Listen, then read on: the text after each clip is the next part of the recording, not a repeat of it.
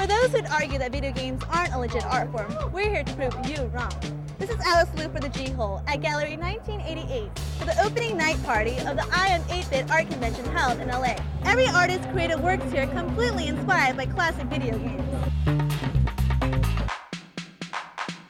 This type of show is like a cross cultural type of thing where it's art and video game crowds coming together. It brings in the video game crowd, it brings in kind of the highbrow and lowbrow art crowd, and there's like 150 artists in this thing. How did this come about? How was this formed? It was about 2 years ago, about 2 summers ago. I walked into the gallery and I met Katie and Jensen for the first time, the owners. And I just pitched them a crazy idea, having no experience in the art world at all, just kind of being a fan, working the gallery scene and buying up some art. It's been an amazing success. It's definitely beyond our expectations. For video game art, nonetheless. I know. Who would have thunk it? Yeah.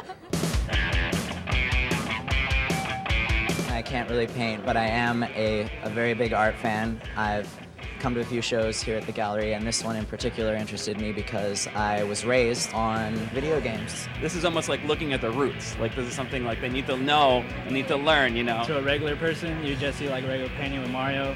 But to a gamer, if you actually look into it, that's actual cheat code for Contra, the original Contra. My artwork here is called Dig Dug's Funeral. It's a hanging diorama. This is the Donkey Kong's Last Supper, and then I have Our Lady of the Arcade, Miss Pac-Man as the Virgin Mary. And the name of my collage piece is You Might Win, But You Will Die.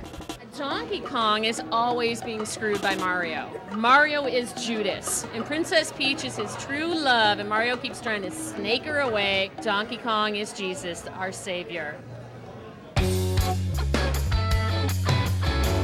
The sculptures, it's of the Berserk robot, the robot from the game Berserk. Title is called Eat Me, You Fat Yellow Bastard. So here's Pango right here.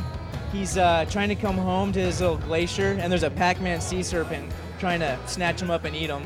And it's a Pac-Man ghost with crossbones instead of a skull. The ghosts always come back no matter what. Now, how many times you eat those they come back? I was playing Dig Dug, actually it was a few months ago, and on my first life, I dropped a rock on my own head, and that's like really humiliating. And then I paused the game and I thought, you know, maybe he deserves a funeral. This is the old phone number for the Nintendo game hotline where people could call and talk to game counselors live for help for games. Yeah. Well, it's just a little poem. It's a little depressing poem, but you know, it's about a little boy who just wants to live in all of his heroes of the Nintendo world. I also see that you have the red dot.